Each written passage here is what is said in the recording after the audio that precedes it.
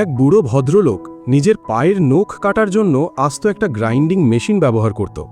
তার মনে একটাই স্বপ্ন, দুনিয়ার সবচেয়ে দ্রুত গতির মোটরসাইকেল রাইডার হওয়া। তাই নিজের পুরনো বাইকের টায়ারের ফাটল লোকাতে তিনি জুতো পালিশের কালি মাখাতেন। কিন্তু রেসে নামার আগে চেকিংয়ে ধরা পড়ে গেল যে বাইকের পেট্রোল ট্যাঙ্কের ক্যাপটা স্রেফ একটা কাঠের টুকরো আর শক অ্যাবজর্বারগুলো রাবারের। সুরক্ষার বালাই না থাকায় রেফারি তাকে রেস থেকে বাদ দিয়ে দিলেন। কিন্তু জেদি বুড়ো দাদু দম্বার পাত্র নন। তার নাছোড়বান্দা মনোভাব দেখে রেফারি একটা সিমিউলেশন টেস্টের সুযোগ দিলেন। বাইক ছুটিয়ে প্রতি ঘন্টায় ৭০ মাইল গতি তুলে তিনি অফিসিয়ালদের গাড়িকে পেছনে ফেলে রেসের ছাড়পত্র জোগাড় করে ফেললেন। তবে মুশকিল হলো ১০০ মাইল স্পিড পার হতেই বাইকের বডি মারাত্মক কাঁপতে শুরু করত। এই ব্যালেন্স ঠিক করতে তিনি এক অদ্ভুত কাণ্ড করলেন। ২০টা ব্যাটারির ভেতরের সীসা গলিয়ে বাইকের সামনের দিকে লাগিয়ে দিলেন। অবশেষে বহু প্রতীক্ষিত সেই রেস শুরু হলো।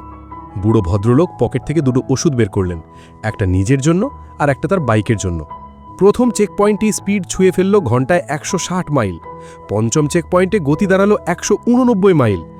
ইঞ্জিনের তীব্র তাপে তার পায়ের পেশি পুড়ে যাচ্ছিল। ঝড়ো হাওয়ায় চোখের চশমা উড়ে গেল, তবু তিনি অ্যাক্সেলারেটর টেনেই চললেন। শেষ চেকপয়েন্টে স্পিডোমিটার ছুঁয়ে ফেলল ঘন্টায় ২০০ মাইল। ৬৩ বছর বয়সে তিনি তৈরি করলেন এক নতুন বিশ্ব রেকর্ড। কিন্তু আসল টুইস্ট হলো, সেই মডিফাইড বাইকে কোনো ব্রেকই ছিল না।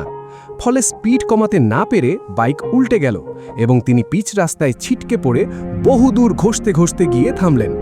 তার পা দুটো মারাত্মকভাবে পুড়ে গেলেও বুড়ো দাদু অনেক খুশি ছিল, কারণ তিনি তার জীবনের শেষ পর্যায়ে এসেও নিজের সবচেয়ে বড় স্বপ্নটা সত্যি করে দেখিয়েছেন।